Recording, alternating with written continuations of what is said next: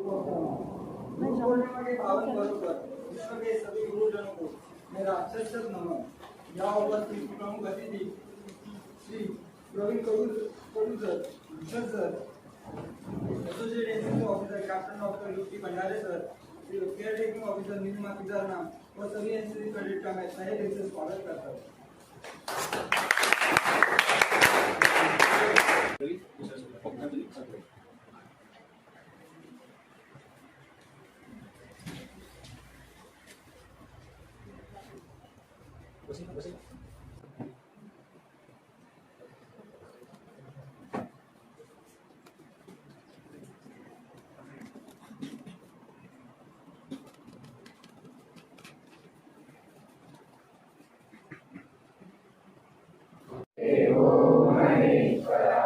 गुरु साक्षात् परब्रह्म तस्मै श्री गुरुदेव नमः।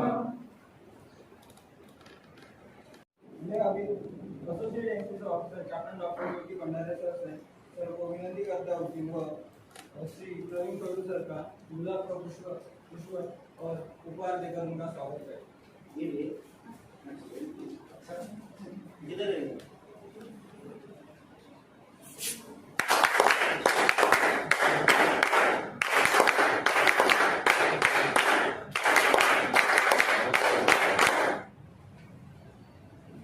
धन्यवाद सर। मैं अभी केयर टेकिंग ऑफिसर नीलिमा किजारना से विनंती करता हूँ कि वह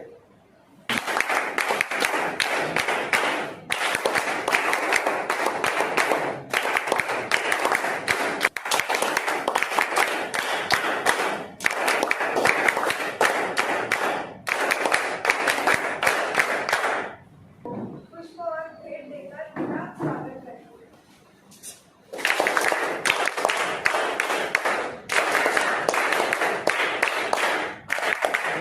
गुरु के हम जो किया कृतज्ञ अपार हमें, जो किया कृतज्ञ अपार हमें। अब मैं मेरे साथी कैडेट महेश रंधीरे को यहाँ पर अपने विचार व्यक्त करने के लिए बुलाना चाहता हूँ। आधी गुरुला वंदावे मग साधना साधावे। गुरु म्हणजे माये बाप, नाव घेती धरती पाप। गुरु म्हणजे आहे काशी, साती तीर्थ तया पाशी। तुका म्हणे ऐसे गुरु, तुझे त्याचे वंदन करू। सन्माननीय व्यासपीठ, आजचे कार्यक्रमाचे सन्माननीय अध्यक्ष, प्रमुख पाहुणे आणि माझे वंदनीय गुरुवर, सर्वप्रथम मी जगातील सर्व गुरुला वंदन करतो आणि सुरुवात करतो। भारतीय संस्कृतीमध्ये गुरुला देवाचे स्थान दिले गेले आहे, कारण गुरु आपल्या जीवनात ज्ञानाचा प्रकाश घेऊन येतात। आषाढी पौर्णिमा याला गुरु पौर्णिमा किंवा व्यास पौर्णिमा असे म्हणतात, कारण महर्षी व्यास यांचा आज जन्म झाला होता। गुरु या शब्दामध्ये सर्व काही आहे। गुरुला नेहमी देवतुल्य मानले गेले आहे। जे शिष्य गुरुला देवतुल्य मानतात त्यांचे यशाचे शिखर ते गाठतात, असे काही उदाहरण आपल्या समोर आहेत। योग्य गुरु भेटल्याशिवाय कुठलाही मनुष्य सफल होऊ शकत नाही। महर्षी व्यास, गुरु द्रोणाचार्य यांचे महाभारतात, रामायणामध्ये आदर्श आजही युवकांना दिशा दाखवतात। आई वडील पंख देतात तर त्या पंखाला भरारी बळ देणारे गुरु असतात। गुरु परमात्मा प्रत्येक विद्या, कला, शास्त्र यांची निर्मितीमध्ये गुरु यांची मोठी परंपरा दिसून येते। गुरु शिष्य हे नाते केवळ शिक्षणापुरते मर्यादित नसते। शिष्याच्या मनातील विचाराचे गोंधळ दूर करणारा, समाजाला सकारात्मक दिशा दाखवणारा गुरु असतो। धन्यवाद।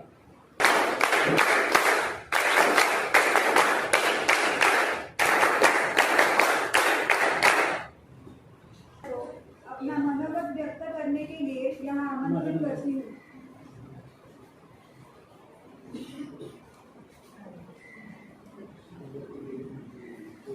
जय हिंद सर, जय हिंद मॅम।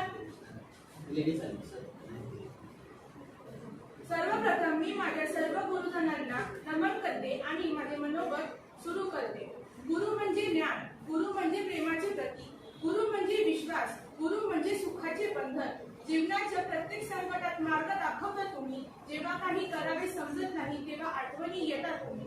गुरु तू आमच्या आयुष्याची माऊली, जणू सुखाची सावली. गुरु तू आमचे प्रेम जणू हिरव्या झाडाचे अखंड वाहणारा झरा. गुरु शिवाय नाही हो जीवन साकार. गुरुंचं कर्तव्य असतं अमाप आकार. गुरु म्हणजे तुम्हाला जो प्रत्येक मडक्याला घडवितो व त्याला वेगळे आकार देतो. तसेच सर, मॅम आणि मिस आमचे गुरु आमच्यावर खूप मेहनत घेतात. गुरु राबवतात पण ते आपल्या उज्ज्वल भविष्यासाठी, आपल्या जीवनात बळ येण्यासाठी. तुमच्यामुळे माय बाप उघडलं डोळं. चांगल्या वाईटची जाणीव तुमच्याकडून भेटली. रूप तुझं डोळ्यात मनी असं सुंदर साठलं. गुरु पुन्हा पुन्हा भेटीसाठी मन आतुरलं. आमच्यासाठी आमचे एनसीसी ऑफिस म्हणजे आमचे पंढरपूर आणि इथले प्रत्येक गुरु आमचे विठ्ठल माऊली. रोज मनाने आनंदाने वारी करू. गुरूंचं आपल्या उपकाराचे कसं काय फेडू मोल. लाख किमतीत दर जरी परंतु गुरु आमचे आहेत अनमोल. गुरु आमचे आहेत अनमोल. धन्यवाद.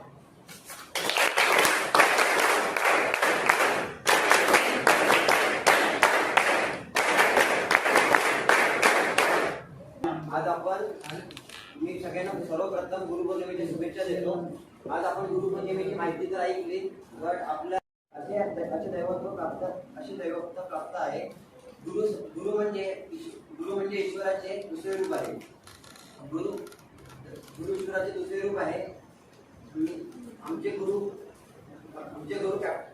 Assistant NCC officer captain Uddhav Tukaram भंडारे सर आणि केअरटेकिंग ऑफिसर नीलिमा केदार मॅम हे आम्हाला नेहमीच आमच्या प्रत्येक गोष्टीमध्ये म्हणजे कोणता प्रॉब्लेम असतो किंवा काही असो प्रत्येक गोष्टीमध्ये सपोर्ट करतात. म्हणजे कोणता काही प्रॉब्लेम असेल तर स्वतः आमच्याशी 2 शब्द किंवा काही आम्हाला सांगतात, आमच्याशी बोलून घेतात आणि आपलं काही प्रॉब्लेम असेल तर समजून घेऊन त्याच्यासाठी काय सोल्युशन असेल तर ते सोल्युशन सांगतात.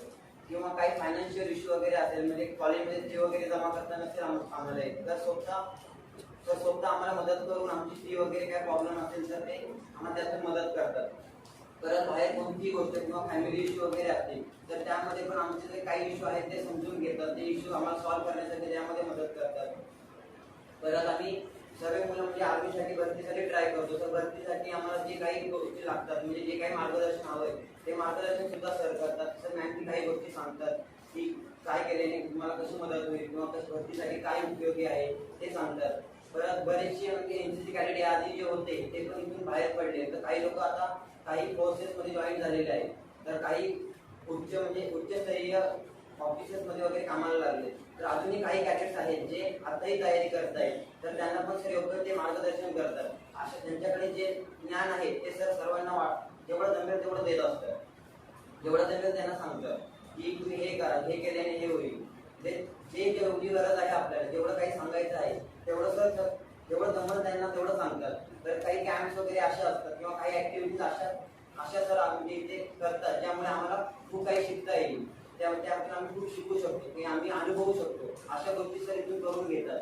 परत दर रविवारी सर आणि मॅम ग्राउंडमध्ये स्वतः हजर असतात आणि आमच्याकडून खूप ऍक्टिव्हिटीज करून घेतात. ग्राउंड वगैरे करून घेतात जेणेकरून आम्हाला भरतीच्या वेळेस काही प्रॉब्लेम येणार नको किंवा आम्ही कुठे कमजोर नको पडायला. त्यासाठी सर सर आणि मॅम आम्हाला खूप गोष्टी सांगतात आणि स्वतःहून करून घेतात. तसंच म्हणजे सर काही कॉलेजमध्ये अभ्यासासाठी वगैरे काही प्रॉब्लेम असेल तर म्हणजे सिनियर्स करून वगैरे आम्हाला नेहमीच मार्गदर्शन देऊन अभ्यास वगैरे आमचं काय डाऊट असतील तर ते क्लिअर करून ते सर डाऊट क्लिअर करून घेतात. तसेच आणखी सर सर्वांनी एकदा खूप शुभेच्छा. आणि सर आज इस दिन का महत्व बताने के लिए आमंत्रित करते हूँ.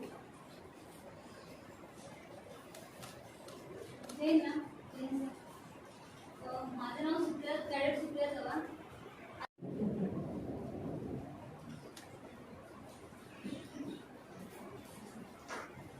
आप सभी को नमस्कार. हिंदी भी शुरुआत करूँ. आप सभी को मेरा नमस्कार और गुरु पूर्णिमा की बहुत बहुत ढेर सारी शुभकामनाएं. आज मेरे गुरु यहाँ पे उपस्थित है आदरणीय उद्धव भंडारे सर जी, आदरणीय नीलिमा मैम, मेरे गुरु आदरणीय प्रोफेसर भूषण धरत सर जी और आप सभी एनसीसी के कैडेट. मुझे पता नहीं था लेकिन आज एक ऐसा ही हो गया, मौका मिला मुझे कि अभी मेरा MA पार्ट 2 का से फेलिसिएशन हो गया. वहाँ पे मुझे फर्स्ट रैंकिंग का पुरस्कार मिला MA का, जो सर के ही मार्गदर्शन के कारण मिला. लेकिन जब जाके समय सर को कॉल किया, सर ने कहा कि आप यहाँ आइए, आपको कुछ 2 शब्द कहने हैं. मेरी कोई तैयारी नहीं थी. लेकिन सर का मैं शब्द टाल नहीं सकता, इसीलिए पहले मेरे गुरु के चरणों में मैं वंदन करता हूँ। यहाँ पे सरस्वती माता है, माता फुले जी है, सावित्रीबाई फुले जी है, सभी को वंदन करते हुए मैं अपने 2 शब्द शुरू करता हूँ। आप सभी एनसीसी कैडेट है, आप सभी भविष्य के देश की सेवा के लिए तैयार हो रहे देश के एक अनोखे नागरिक है। आपके समक्ष खड़े रह के कुछ बातें करना ये मेरे लिए भी इतना बड़ा मैं हूं नहीं, या इतनी मेरी योग्यता है क्या नहीं मुझे पता नहीं, लेकिन एक 2 कुछ शब्द कहना चाहूंगा कि आगे चल के आप जिस क्षेत्र से जुड़े हुए हो या आप जिस क्षेत्र में आगे जाने वाले हो, किसी भी क्षेत्र में गुरु का मार्गदर्शन बहुत बड़ा होता है। हालांकि मैं हिंदी का विद्यार्थी हूँ, कबीर जी ने कहा है गुरु गोविंद दो खड़े काके लागू पाई, गुरु गोविंद दो खड़े काके लागू पाई, बलिहारी गुरु आपने जिन गोविंद दियो बताए। इस दोहे का अर्थ कबीर जी ने ऐसा बताया है कि गुरु और परमात्मा दोनों सामने मेरे खड़े हैं, तो मैं जाके पहला वंदन किसे करूं? या मैं पहला वंदन अगर मैं ईश्वर को करता हूँ, परमात्मा को करता हूँ, तो परमात्मा के दर्शन कराने का श्रेय गुरु को जाता है, तो गुरु सबसे बड़े हैं। तो मैं ये निर्णय लूंगा कि वहां पे पहला वंदन मैं अपने गुरु के चरणों में करूंगा, क्योंकि उनकी बदौलत मुझे परमात्मा का दर्शन होता है। तो किसी भी क्षेत्र में गुरु का महत्व सबसे बड़ा है। और गुरु, अभी जैसे कि मेरे सभी जूनियर साथी आप सभी ने कहा कि गुरु का महत्व क्या है। गुरु पूर्णिमा के दिन आज हम यहाँ पे एक साथ मिले हैं, तो गुरु पूर्णिमा के इस अवसर पे गुरु का महिमा वर्णन करते करते बहुत अच्छी बातें सभी लोगों ने की। एक जे मराठीमध्ये जेव्हा म्हणतात की मडकं घडवण्याचं काम केलं जातं फिरत्या चाकावर, ते मडकं घडवण्याचं काम करताना सुद्धा आकार देणारा गुरु हा खूप जातीवंत असावा लागतो, आणि त्याने व्यवस्थित मडक्याला आकार दिला तर ते मडकं काही काळ टिकून लोकांना थंड पाणी आणि शीतलता देण्याचं काम करतं। हेच काम आज एनसीसी डिपार्टमेंटच्या माध्यमातून सुरू आहे। खूप साऱ्या ऍक्टिव्हिटीज आम्ही पाहतो युट्यूबवर, फेसबुकवर, की सरांचं जेवढं अप्रिशिएशन करावं तेवढं कमीच आहे। खूप चांगल्या प्रकारे तुमच्याकडून ते मेहनत करून घेतात आणि तुम्ही त्याला फार चांगल्या प्रकारे साथ देता। एक स्वामी विवेकानंदांची गोष्ट आहे जी मी जेव्हा माझं ग्रॅज्युएशन झालं तेव्हा मी माझ्या उल्लेख केला होता, 2 शब्द बोललेलो होते, ती पुन्हा सांगण्याचा प्रयत्न करेन की विवेकानंद स्वामी आपला सर्वांना परिचय आहे। एक छोटीशी परीक्षा ते पास झाले होते, उत्तीर्ण झाले आणि मार्कशीट त्यांनी वडिलांना दाखवली, त्यांच्या वडिलांना, की बाबा मी या परीक्षेमध्ये पास झालो। तर वडिलांनी पाठीवर शाबासकी थाप दिली आणि विचारलं, सांग नरेंद्र तुला काय व्हायचं? कारण त्यांचं अगोदरचं नाव माहिती आहे, नरेंद्रनाथ दत्त, स्वामी विवेकानंद हे नंतरचं। तर नरेंद्र तुला पुढे काय व्हायचं असं मला त्यांनी जेव्हा आपल्या मुलांना विचारलं, आपल्या मुलाला विचारलं वडिलांनी, तेव्हा विवेकानंदांना टांगा चालवणारी ती टांगा गाडी जी असायची, घोडा ओढणारी गाडी, ती गाडी खूप आवडायची। आणि लहान वयातले विवेकानंद सरळ वडिलांना म्हणाले, मला मोठं झाल्यानंतर टांगेवाला व्हायचं, मी टांगेवाला होणार, मला बाकी काहीच व्हायचं। तर वडिलांनी कुठल्याही नकार न देता वडिलांनी त्याला आज्ञा खोलीत नेलं आणि आज्ञा खोलीमध्ये अशी तिथं तसबीर लावलेली होती की महाभारताचं ते दृश्य की अर्जुन रथामध्ये बसलाय आणि श्रीकृष्ण भगवंत स्वतः तो रथ चालवत आहे। हे दृश्य जेव्हा दाखवलं आणि वडिलांनी एकच सांगितलं, विवेकानंदा जर तुला टांगेवालाच व्हायचा असेल तर असा टांगेवाला हो जो आपल्या संस्कृतीला देशाच्या पलीकडे घेऊन जाईल। आणि विवेकानंदांनी तो शब्द मनावर घेतला आणि पुढे काय झाले सगळ्यांनी आपण पाहिलं। शिकागोची धर्म परिषद असो किंवा अनेक अशा उल्लेखनीय गोष्टी त्याच्या जीवनातल्या ज्या त्याने अशा पद्धतीने केल्या की आज त्यांचं ठळक अक्षराने नाव संपूर्ण भारत देश आदराने घेतो, भारताच्या बाहेर त्यांचं नाव खूप मोठं आहे। दुसरं उदाहरण सांगेन, आदरणीय डॉक्टर बाबासाहेब आंबेडकर, साधं व्यक्तिमत्व नव्हे, आज ज्याने शून्यातून विश्व कसं घडवावं याचा संपूर्ण आलेख आपल्या समोर मांडला आणि शून्यातून घडवणाऱ्या विश्वामध्ये स्वतःला स्थापित केलं। आज त्यांनी सांगितलेल्या फक्त शब्दावर जर विश्वास ठेवून आपण पुढे पावलं टाकत राहिलो तरी आपलं जीवन यशस्वी होणार यात कुठली तिरमात्र शंका नाही। आज त्यांच्या विचारांची ही शिदोरी आपण, तुम्ही, आम्ही सर्वांनी पुढे घेऊन आपल्याला जायचंय। आपण सगळे विद्यार्थी आहोत, आम्ही विद्यार्थी आहोत, आमच्यापैकी कुणीही मोठे नाही। आज लहानामध्ये लहान होऊन जे शब्द त्यांनी आज आपल्याला दिले त्या शब्दाचा जर अभ्यास करून आपण पुढे चाललो तर जीवनात कुठल्याही गोष्टीची कमतरता आपल्याला कधीही भासणार नाही।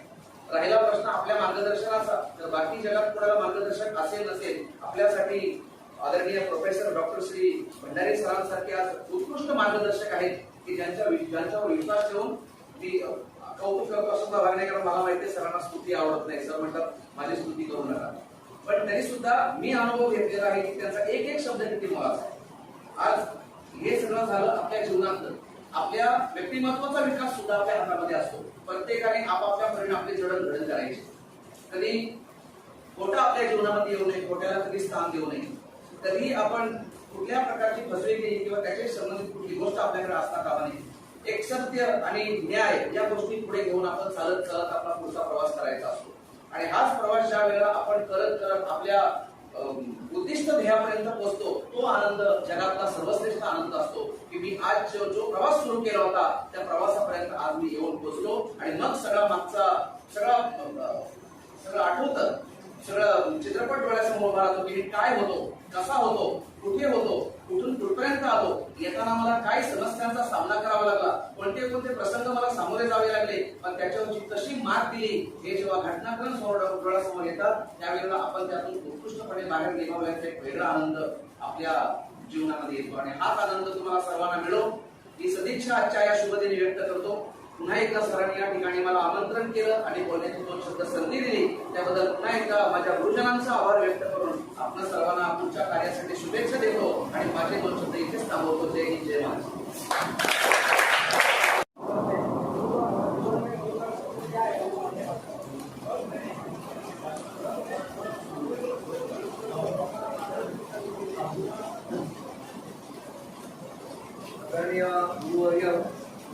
माझे इथे काही डॉक्टर विजय मॅडम माझे परममित्र आणि आता मी त्यांना एमएला शिकवतो. पण माझे मित्र प्रवीण बघू सर त्यांना मी आजारी पहिल्यापासून सर्व होतं, कारण ते परिस्थितीमध्ये सर्वात मोठ्या स्थानावर आपल्या नवी मुंबईमध्ये बसलेले एक गुरुवारी आहे आणि 10,000 लोकांना ते मार्गदर्शन करत असतात. आज मला अचानक सर मंडळासाठी इथे बोलवलं आणि हा एक चांगला दिवस मला माझ्या आठवणीतला मनात राहील असं मला अपेक्षा आहे. कारण तुम्ही सर्वांनी हा जो कार्यक्रम केला आहे त्याबद्दल तुमचा आणि सरांचं मी अभिनंदन करीन. त्याच्यासाठी एकदा जोरदार टाळ्या वाजवा.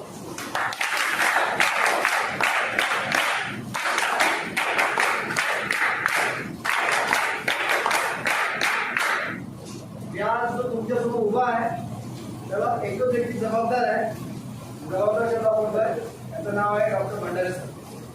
कारण मी काय होतो हे सरांनी मला जवळनं पाहिलं. 2003 मध्ये माझा मॅडम BA झालाय. त्याच्यानंतर 2 वर्ष असं भटकत होतो. सर एकदा नाटकाचा फुल लागला होता, कॉलेज संपलाय, मला आपण काहीतरी वेगळ्याचं जाऊ.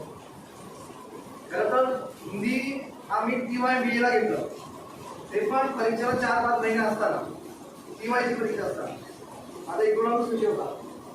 भंडारे सरांनी मला ऍडमिशन दिला.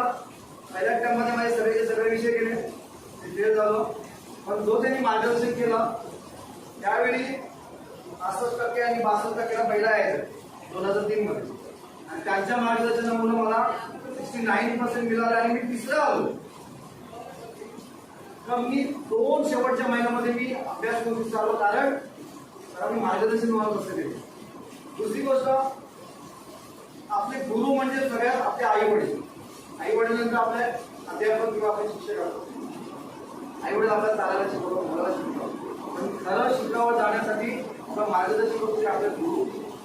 नदी असते, नदी तिला सुद्धा वाटतं की मला समुद्राला भेटायचे, सतत जाते, तिला माहीत नसतं समुद्र कुठे आहे. पण त्याच्यामध्ये रुळे येतात, पत्थर येतात, दगड येतात, माका येतात, ती ठोकर मारते आणि ती शेवटी जाऊन समुद्राला भेटते. कुठेही असो गुरुही तेच करतो.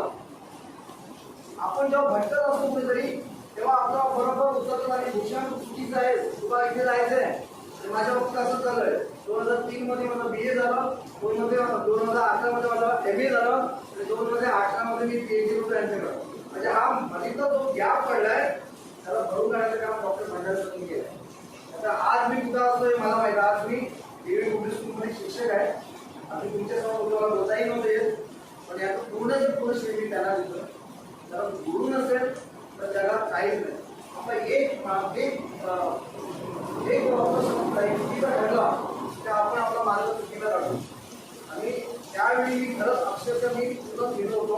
माझ्या आई वडिलांचा पैसा केला होता, नाटकाचा केला होता, मी नाटकामध्ये शिबिरासाठी पैसा करत होतो. काढली, नंतर पुन्हा आलो, गेट केला, त्यांनी माझ्यासाठी बसवून केलं. मग आई वडिलांचा त्याच्याशिवाय आपण जग होऊ शकतो.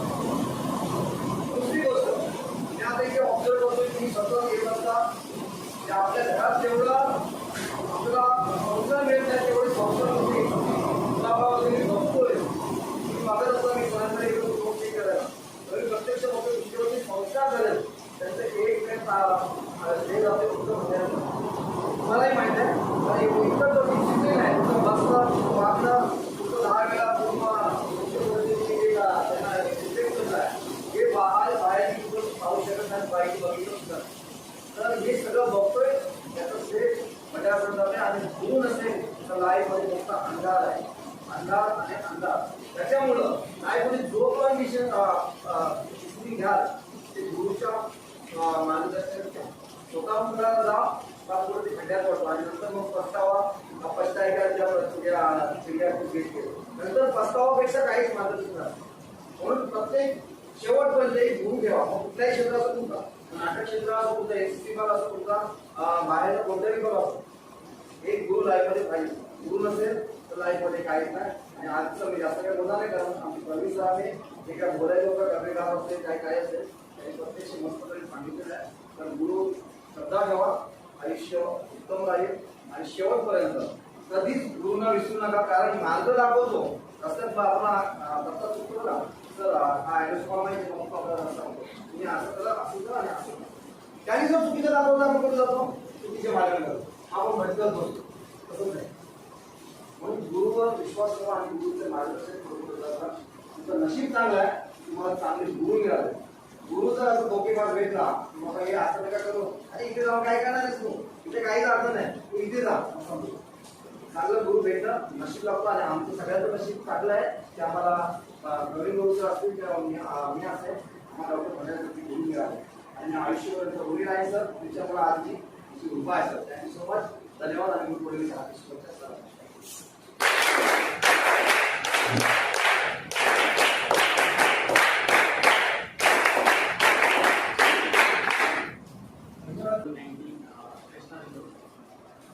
मैं भी आपको बताऊंगा बहुत ही हमारे सर ने सब कुछ डिटेल में बता दें कि गुरु काय असते हैं.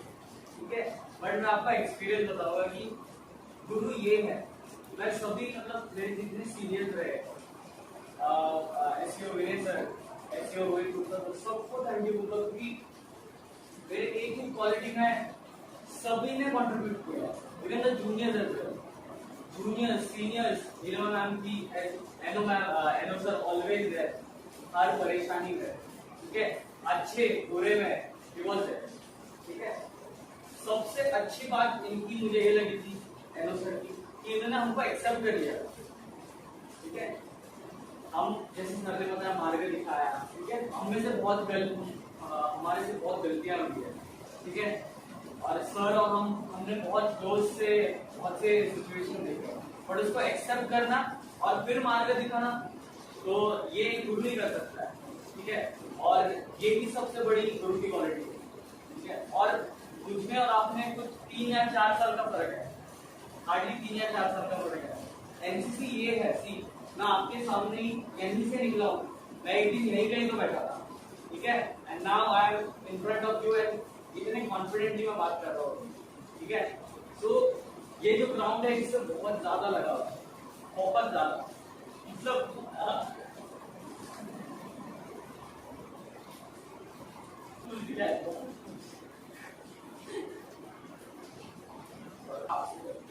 ग्राउंड से पूरे ऑफिस से दिस इज आवर बहुत कुछ बात है बट आई एम सॉरी अभी बहुत ये सब देख के मैं बहुत प्राउड हुआ. I mean how they were speaking ये कैसे उठ रहे थे how they were clapping and all जैसे सर ने बताया. तो ये हमारे सीनियर्स ने दिया ये इन्होंने दिया है. बहुत ही प्राउड मोमेंट है. बहुत ही proud moment for me. That's why I am emotional. मतलब कहीं ना कहीं मेरे अंदर सब चीजें हैं. इसके पहले आदत था इसके पहले थर्ड डे था तो ये सब हमने इनको ट्रेनिंग दिया. हमारे ही सामने ये इतना अच्छा प्रदर्शन कर रहे हैं तो इससे बेहतर कुछ नहीं है. एनसीसी इज बहुत ही I am working in school now. मेरे कलीग्स सब 30, 35, 40, 45 के हैं but I am confidently working in between that 23 I am. ठीक है कॉन्फिडेंटली प्रिंसिपल सर के साथ बात करना मैनेज करना सब कुछ स्पोर्ट्स का ये एनसीसी ने ही दिया है मुझे। इसका सारा श्रेय मैं एनसीसी को ही दूंगा हमेशा, बिकॉज मैं कैसा था और कैसा हूं अभी, this is because of NCC and because of ma'am and sir. Because बहुत ही मतलब इसके इतने एडवांटेजेस है। मेरी एक बॉडी लैंग्वेज, मेरा बोलने का तरीका पहले बहुत डिफरेंट था, बट जो एनसीसी ने मुझे दिया है दैट इज मतलब उसके वजह से मेरा घर चल रहा है, मैं सच बताऊंगा। बिकॉज एनसीसी में इतनी अच्छी क्वालिटीज मिली मुझे, बात करना, मतलब यू आर इन 21, एफवाई के लड़कों को एक आवाज में रुकाना कहीं बहुत डिफिकल्ट है। किसी सिविलियन को बोल दो आप कुछ एक सेंटेंस, वो सुनेगा नहीं आपका, बट आप इनको बोल दो कभी सीनियर, मतलब इतनी इज्जत है सीनियर्स के लिए और जूनियर और हम आपस में, ठीक है। यही सब एनसीसी है। और सर के साथ क्लोज रहो, मैम के साथ क्लोज रहो, सिचुएशन देखो, भागो मत सिचुएशन से। स्पेशली कैडेट्स ये मत सोचो कि कॉम्प्लिकेटेड हो जाएगा, नहीं ये नहीं दूर रखते, नहीं दूर रखना। Be in that complicated situation, तभी जाके आप सीखोगे, तभी जाके कॉन्फिडेंटली बात करोगे। This is NCC, this is I am standing, मैं उनके साथ चेयर शेयर कर रहा हूँ। दिस इज द बिगेस्ट, मतलब सोच भी नहीं सकता, at the age of 23 they are PhD, almost all are well qualified in their life, सब प्रोफेसर है। और मैं I am BSc graduate, I am pursuing BPed now, working as a sports teacher, still I am sharing a chair with them. So this is NCC, ठीक है। And hope so I will be in the army also because of this, ठीक है, I hope so, ठीक है। So thank you so much. मुझे मतलब मेरा भी अचानक से आना हो गया, क्योंकि गुरु पूर्णिमा थी, सर के भेंट लेते एक बार ऐसा सोचा मैंने, और यहाँ के इतना अच्छा प्रोग्राम देखा तो I was bit very much emotional. मैं जैसे ग्राउंड इंटर किया मेरे, मतलब I was full of emotional कि यस ये ग्राउंड पे हम थे, बहुत सी मेमोरीज है हमारी, ठीक है। सो इतने लाइफ में सिचुएशन आएंगे, बट एक एनसीसी का मेमोरी रहेगी ना, आप पूरा दिल खुश कर देगा, ठीक है। आपका दिन सैड है, बट एक रात को जब बिफोर स्लीपिंग आप सोचते हो, हाँ यार I was the senior under officer, मैंने ये किया था, सर के साथ ये इवेंट किया, इतने खुश हो गए ना, आपकी खुशी का लेवल बहुत अलग होगा और आपका कॉन्फिडेंस बहुत अलग होगा। And you are very unique, I am telling you. खुद को कम मत समझो और यहाँ ज्यादा टाइम बिताओ। अभी हम मिस कर रहे हैं कि यहाँ आना नहीं हो रहा है, यहाँ पे हमने रातें गुजारी होगी, यहाँ पे हम इवेंट रहता था, हम यही रुकते सुबह करते थे। हम बहुत सर और हमने बहुत क्लोज थी, बहुत सी सिचुएशन थी, बहुत से अचीवमेंट मिलेंगे आप सभी को। कैंप्स अटेंड करो, ठीक है, कॉन्फिडेंटली। और सीकेटी का नाम आगे रखना है हमेशा, सीकेटी यूनिट का। हमारे टाइम पे हमने डंका बजाया सीकेटी का, ठीक है। ऐसा होता था कि सीकेटी के आगे, मतलब ये खतरनाक है कोई को, ये वॉलीबॉल भी सीख के जाते हैं, ये कैंप में भी सिलेक्ट होते हैं, ये आगे आके बोलते भी है, ठीक है। इतना कैडेट में नहीं होता किसी, ठीक है, थोड़ा सा डिफरेंस रहता है, पर हमारा अलग बहुत लगेगा, ठीक है। ज्यादा सादा समझ लेता, सीनियर्स प्लान वेल ये ईयर का, एंड आपका सक्सेसफुल ईयर है, ठीक है। थैंक यू सो मच मुझे इनवाइट करने के लिए और बात करने के लिए यहाँ पे, दैट इज वेरी इंपॉर्टेंट। सो जय हिंद एवरीवन, थैंक यू। मनापासून तुमचं धन्यवाद। आणि हा गुरुपौर्णिमेचा जो इव्हेंट तुम्ही चांगल्या पद्धतीने साजरे केला त्याच्याबद्दल तुमचे परत मनापासून आभार। तर आता सगळ्यांनी सरांनी कृष्णाने आमच्याकडे खूप छान व्याख्यानं इथं दिली आणि आता सर पण इथे बोलणार आहे, ते म्हणतात नाही नाही नाही, तर सर तुमचं बोलणं ऐकल्याशिवाय आम्ही तर काही शांत बसणार नाही। तर या सगळ्यांनी गुरुपौर्णिमेबद्दल खूप सारे छान व्याख्यानं दिली, सरांनी पण छान सांगितलं। मी तर केवळ 2-3 शब्द तिथे बोलणार आहे। सर्वप्रथम म्हणजे की आपला जो गुरु आपण जे म्हणतो, की सगळ्यात पहिली आपली आई, आईची जी शिकवण असते ती निस्वार्थपणे ती आपल्याला जे पण काही ती सांगत असते, निस्वार्थपणे, कुठलाही स्वार्थ नसतो, कुठलाही तिला काय त्याच्यापासून मिळावं अशी काही अपेक्षा नसते। ती आपल्याला सांगत असते, आपल्या प्रत्येक चुका सांभाळून घेत असते, आपल्याला मार्गदर्शन देत असते आणि त्या मार्गदर्शनापोटीच आपण पुढे जातो। पण हे ते गुरु आपण जे समजतो, या गुरुचा आपण मार्ग देत असतो, गुरु तुम्हाला मार्ग करत असतो। आता गुरु म्हणजे काय? गुरु हा कोणीही असू शकतो, जसं मी सांगितलं, आपली आई, आपले वडील, आपले मित्र। गुरु म्हणजे केवळ क्लासमध्ये शिकवणारा शिक्षकच किंवा स्पोर्ट्स ग्राउंडवर शिकवणारा तो टीचर किंवा अजून कोण असं नाही। आपला प्रत्येक जे पण आपल्याला मार्गदर्शन करतो तो आपला गुरु समजला जातो। तर त्याचं आपण कितपत ऐकावं, त्याच्या म्हणण्याप्रमाणे कितपत हे करावं हे आपल्यावर अवलंबून आहे। तर माझं फक्त तुम्हाला एवढंच सांगण्याचं आहे की जे पण जो गुरु तुम्ही जो समजला असेल, जो रोल मॉडेल तुम्ही जो तुमच्या मनामध्ये निर्माण केला असेल, त्याचं तुम्ही ऐकणार असेल तर व्यवस्थितपणे जे पण त्याचं म्हणणं आहे ते तुम्ही ऐकून घ्या. कुठलीही गोष्ट होत नाही असं काही नसतं. व्यवस्थितपणे आपण प्लॅनिंग केलं, डेडिकेटेडली आपण ते काम करण्याचं जर ठाम केलं तर ती कुठलीही गोष्ट आपण करू शकतो. मग त्याच्यासाठी काय अडथळे येतील तर ते गुरुच्या साह्याने, गुरुच्या मदतीने ते कशा प्रकारे आपण ते पार करू शकतो हे तुम्ही स्वतःच्या मनामध्ये एक निष्ठुर संकल्प करून आपली पुढची कामगिरी नेहमी करत आहे. तर तुम्हाला तुमच्या भावी आयुष्यासाठी खूप खूप शुभेच्छा. आणि केवळ तुम्ही हा प्रोग्राम केला म्हणून नाही, पण तुम्ही इथून पुढे सुद्धा जे पण तुम्ही करता ते व्यवस्थितपणे करा. एकमेकांमध्ये विजबून तुम्ही करा. तुमचे मित्र असू, तुमचे सिनियर्स असू, त्यांच्याबद्दल तुम्ही निस्वार्थपणे त्यांचं म्हणणं ऐकत जा. आणि त्यांच्यावर बॉसिंग न सावित्रीबाई फुले, डॉक्टर बाबासाहेब आंबेडकर, लोकमान्य टिळक, कर्पूरी ठाकुर, इनको सबसे पहले वंदन करके, नमन करके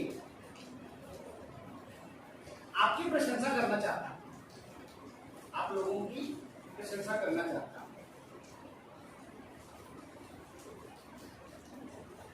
हमें यही से इतिहास मालूम, शिवाजी महाराज से हम शुरुआत करते हैं।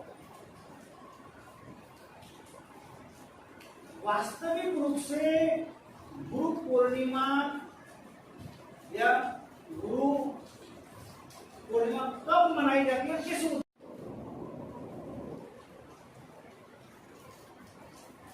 अपनी अपनी धारणा के अनुसार उसको अभिव्यक्त करने का प्रयास करते हैं।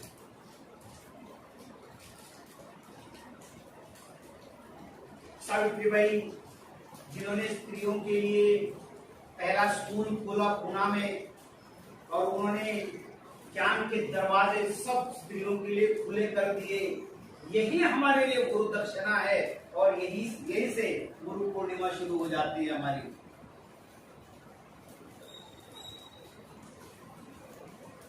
ज्योतिबा फुले, सावित्रीबाई फुले दोनों ने इस भारत देश महाराष्ट्र के बहुजनों के लिए जो शिक्षा के दरवाजे बंद थे, वो सभी के सभी दरवाजे अपना जीवन खपाकर खुले कर दिए। उनके लिए वहीं से गुरु पूर्णिमा शुरू हो जाती है।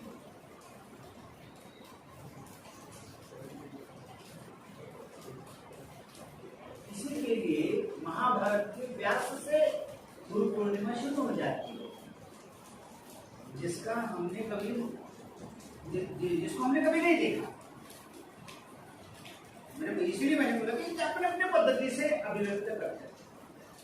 लेकिन और एक तीसरी बात मैं आपके सामने रखना चाहता हूं, उसके बाद आपकी तरफ आ जाए, क्योंकि वो विद्यार्थियों को मालूम होना चाहिए।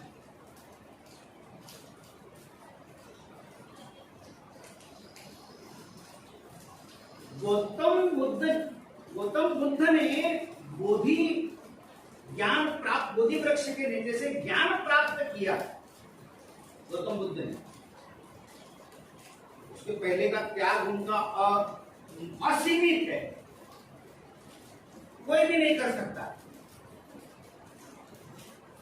महल छोड़ना खाने की चीज नहीं, हम पेन नहीं छोड़ते हैं। राजपाट छोड़ना खाने की चीज नहीं है, बड़ा दिल लगता है। ये छोड़कर ज्ञान प्राप्त करने के लिए निकलना और बोधि वृक्ष के नीचे ध्यान साधना करते हुए बैठना और बाद में ज्ञान प्राप्त होना। लेकिन वो ज्ञान प्राप्त जो हुआ बहुत बड़ी बात है, लेकिन उन्होंने प्राप्त हुआ जो ज्ञान है अपने पास ही रखा होता तो उसको कोई वैल्यू नहीं होता, कोई महत्व नहीं होता। उन्होंने ऐसा नहीं सोचा, सब कुछ विचार नहीं किया। उन्होंने ज्ञान प्राप्त होने के बाद सारनाथ बोल के भारत देश के अंतर्गत, बिहार के अंतर्गत सारनाथ बोल के एक जगह है। कोई अगर गया होगा तो भाग्यवान होगा, नसीबवान होगा। वहां बोधि वृक्ष से निकलकर सबसे पहले अगर गौतम बुद्ध कहां चले गए तो सारनाथ चले गए।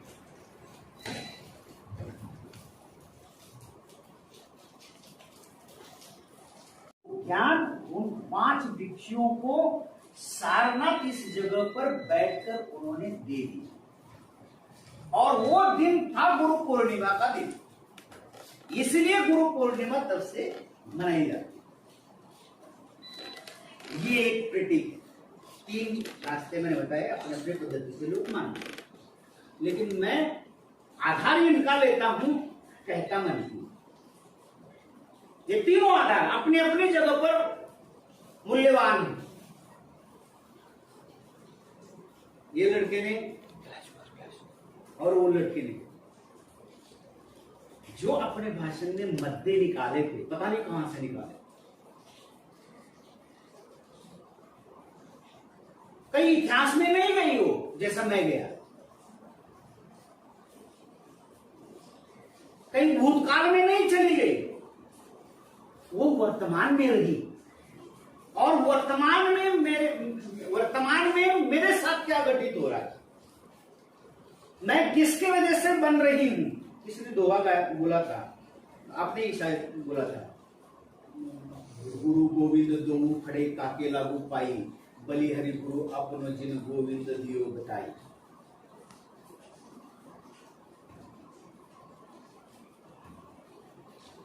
ईश्वर को मैंने नहीं देखा, पता नहीं आपने देखा है क्या नहीं। भगवान को मैंने नहीं देखा, पता नहीं कैसे दिखता है। हाँ, मैंने गुरु को जरूर देखा है, गुरु को जरूर देखा।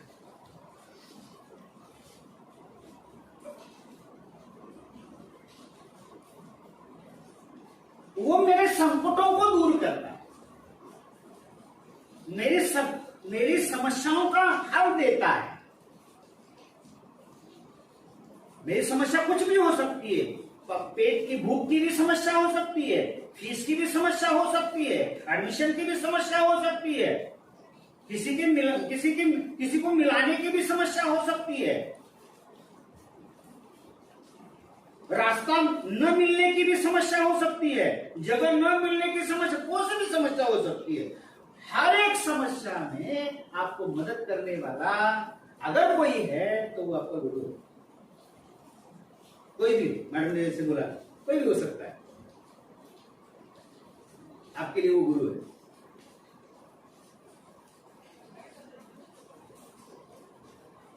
शिष्य जो है, दोनों को नाराज नहीं करना। यह संत कबीरदास जी की भगवान के प्रति धारणा जो है वो अलग है। भगवान के प्रति धारणा जो है वो अलग है।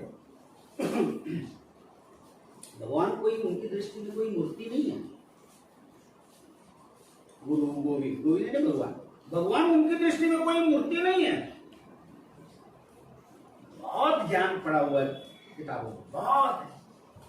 जितना लोगे जिंदगी भर, जितना लोगे उतना कम है। शिष्य इन दोनों के सामने जाकर बोलो और बोलो, आप ही बोलो, दोनों मेरी दृष्टि से श्रेष्ठ हो। गुरु भी मेरे लिए उतना ही श्रेष्ठ है जितना ईश्वर मेरे लिए श्रेष्ठ है। लेकिन मैं तय कर नहीं पा रहा हूं कि मैं सबसे पहले किसके पैर छूऊं। अगर गुरु के पहले चरण स्पर्श करता हूं तो भगवान को गुस्सा आ जाता है। अच्छा, उसके सबसे पहले पैर छुड़ा, मुझे नंबर 2 पे रख रहा है तू। तेरा टीचर होता है ना कॉलेज में, समझो एक माइक्रोबायोलॉजी वाली मैडम है और मैं हिंदी वाला टीचर हूँ, और सामने से माइक्रोबायोलॉजी वाला स्टूडेंट आ गया और बोला, नमस्कार सर, नमस्कार, गुरु पूर्णिमेचा ये बना, तुझे देख लेते, मुझे छोड़ के। ऐसे गुरु होते हैं ना, तो वो तय नहीं कर पाता मैं मैडम को पहले नमस्कार करूं या भंडारी सर को नमस्कार करूं।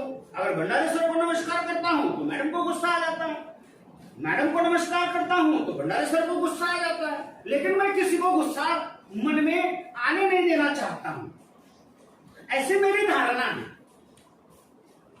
शिष्य बोल रहा है दोनों के सामने, तब जाकर अपने शिष्य की ये द्विधा मनस्थिति को ध्यान में रखते हुए स्वयं भगवान ने कहा चिंता मत कर, उसका भी मार्ग मैं ही बताने वाला। लेकिन उनकी दृष्टि में भगवान कोई मूर्ति नहीं है, वो बाद में बताऊंगा, कोई मूर्ति नहीं, वो बाद में बताऊंगा। तो स्वयं भगवान अपने शिष्य को परेशान होने देना नहीं चाहता है, तो उन्होंने बोला चिंता मत कर, सुबह शाम दोपहर मैं प्रत्यक्ष रूप से तुझे मिलने नहीं आ सकता। तू एनसीसी ऑफिस में बैठा, तूने बुलाया, मैं नहीं आ सकता। फीस भरने के लिए लाइन में खड़ा हो गया, तूने बुलाया, मैं नहीं आ सकता। घर जा रहा है, बस नहीं मिल रही है, बारिश आ रही है, तूने बुलाया, मैं आ नहीं सकता। हर तेरी हर समस्या के ऊपर मैं उपस्थित नहीं रह सकता। तो उसने बोला मेरे अगर पैर नहीं छुआ तो मुझे कोई गुस्सा नहीं आएगा, कोई परेशानी नहीं, लेकिन प्रत्यक्ष रूप में तेरे साथ जो है, तेरे कंधे से कंधा मिलाकर जो पसीना बहा रहा है, तेरे सुख और दुख में जो साथ दे रहा है, सबसे पहले उसके पैर छू ले तू। बाद में मुझे याद, क्यों? क्योंकि मैं प्रत्यक्ष रूप में हमेशा तेरा साथ देने के लिए उपस्थित नहीं रह पाऊंगा। अगर तुझे हमेशा कोई उपस्थित रह सकता है तो ये गुरु है। कबीरदास जी ने बोला गुरु गोविंद दो बड़े काके लागू पाई, बोले हरि गुरु आपन जिन गोविंद दियो बताए। इन्होंने जो बोला, दोनों ने नाम क्या मुझे मालूम नहीं, और कैडेट सुप्रिया चौहान, इन दोनों ने वर्तमान कालीन परिस्थितियों को अपने भाषण में व्यक्त किया। ये जरूरी है, हम वर्तमान काल में जिए।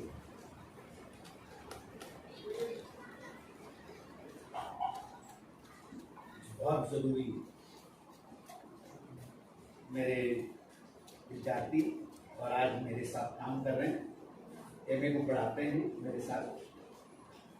मेरे दूसरे विद्यार्थी प्रवीण बड़ू, भविष्य में मैंने इनके प्रति क्या सपना मैंने उनको आज बोला, गुरु पूर्णिमा भी थी, पूरा करेंगे मुझे अपेक्षा है।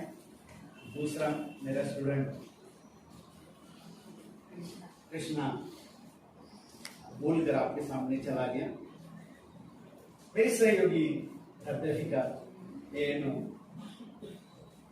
नीलिमा दीदार मैडम, काश ये भी बता दूं, काश अगर नीलिमा दीदार मैडम के सामने जगह पर कोई और टीचर एएनओ के रूप में आ जाती तो इसका चित्र और कुछ और ही होता। इसका श्रेय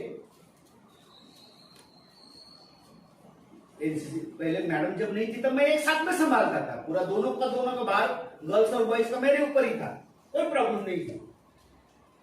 लेकिन गर्ल्स की एनसीसी जब ग्रांटेड हुई और आई, बराबर, जब ग्रांटेड नहीं थी तब मैं चला रहा था, लेकिन जब ग्रांटेड आ गई तब मैडम की नियुक्ति हो गई और योग्य व्यक्ति की एएनओ के रूप में नियुक्ति हुई है। लंबे समय तक मैडम आपको मार्गदर्शन करने वाली है, गर्ल्स और बॉयज को, दोनों को। और ये परंपरा को कायम रखना मैडम, मैं कितने भी 4-5 और 3-4 साल या 4-5 साल रहूंगा, ये परंपरा जो मैंने एनसीसी ऑफिस में और विद्यार्थियों में लगाई है उसको खंडित नहीं करना। ये किसी कॉलेज में नहीं चलता, किसी भी एनसीसी ऑफिस में, किसी भी कॉलेज के में नहीं है। मैडम को भी मालूम है, लड़कियों को भी मालूम है। लड़कियां लड़कों के साथ ड्रिल करती हैं। जब वो दूसरे कॉलेज में या कैंप में जाती है और ड्रिल करती है तो ये लड़कियां बोलती है इतना ये लड़की इसमें कहां से आया यार।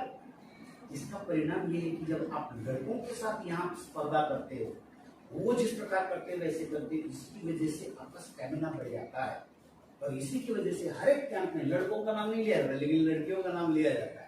ये सिक्योरिटी की लड़कियां हैं, उसे बोलो ना सिक्योरिटी के, थोड़ा बाउंड्री नहीं, लड़कों ने नहीं किया था, वो लड़कियों ने किया था, बराबर है, वो लड़कियों का बोल रहा था। ये लड़कियों में इतनी एनर्जी आ जाती है, इतना स्टेमिना बढ़ जाता है, ये लड़कों के साथ ड्रिल करती हैं, कदम से कदम, कंधे से कंधा मिलाकर चलती है, ये इसका परिणाम। ये परंपरा किसी भी कॉलेज में नहीं। एक ही ऑफिस को एक दरवाजा उधर से होता है, एक दरवाजा इधर से होता है। बॉयज का दरवाजा इधर से होता है, गर्ल्स का दरवाजा उधर से होता है। उधर के उधर गर्ल्स जाती है, इधर के इधर बॉयज जाता है। ये परंपरा को खंडित मत करो। मैं रहूं या ना रहूं, मैडम रहे या ना रहे, आप रहे या ना रहे, ये सिस्टम यहाँ की बनी रहनी चाहिए। इस प्रकार से आने वाली पीढ़ियों को हम मार्गदर्शन करें, सही मात्रा में मार्गदर्शन करते रहेंगे, तभी तो हम गुरु कहलाएंगे। आप भी गुरु हैं। कोई किसी को मदद करता तो उसका गुरु है। तो ये पूरी परंपरा मैंने आपको बताई। गौतम बुद्ध से लेकर एक उदाहरण दिया, शिवाजी महाराज से सावित्रीबाई फुले तक का एक उदाहरण दिया, और वर्तमान कालीन स्थिति में एक उदाहरण दिया। कष्ट के बिना फल प्राप्ति व्यर्थ है। कोई अगर आसान तरीके से जिलेबी या लड्डू देता होगा तो भी मत खाओ। मुझे काम बोलो, वहां के पत्थर वहां उठाओ, वहां के पत्थर वहां उठाओ, फिर मुझे जलेबी दे दो और उसके बदले में जलेबी दे दो और लड्डू दे दो, बस। लेकिन बिना आदत अगर पड़ गया बिना काम का खाने का, तो वो आदत पड़ जाता है। एक विद्यार्थी था, गरीब था, उसको स्कूल में पैसे भरने के लिए फीस नहीं थी, तो रिटायर एक टीचर जिला परिषद के रिटायर होकर गांव में बैठते थे, घर में बैठते थे पेपर वगैरह पर। तो ये लड़का चला गया, 2 लड़का चला गया, 3 लड़का चला गया, 4, हर साल एक हम दो उसके पास जाकर, और ये साल ये भी लड़का चला गया। सर बोला मुझे फीस भरने के लिए पैसा नहीं है, मुझे पैसा चाहिए। अच्छा पैसा चाहिए, देता हूं पैसा। वो पेड़ के नीचे पत्थर का एक थैला पड़ा हुआ है, हाँ पड़ा दिखाई दे रहा है सर, वो उठाने का, और ये पेड़ के बाजू में वो खाली जगह है, वहां पर वो थैला डालने का। उठा 1-2 घंटे में उसने पत्थर इधर से उधर कर दिया, हो गया सर। हाथ धोले, पानी दिया, कितना चाहिए, इतना चाहिए, दे दिया। दूसरे दिन दूसरा बच्चा आया, उसको बोला पैसा चाहिए सर, फीस भरनी है। तो उसने बोला अच्छा पैसा चाहिए, तो ये पत्थर जो है उठाकर वो झाड़ के नीचे डाल देना। यानी लेने वाले को भी शर्म ना आ जाए और देने वाले को भी न लगे कि मैंने किसी के ऊपर एहसान किया है।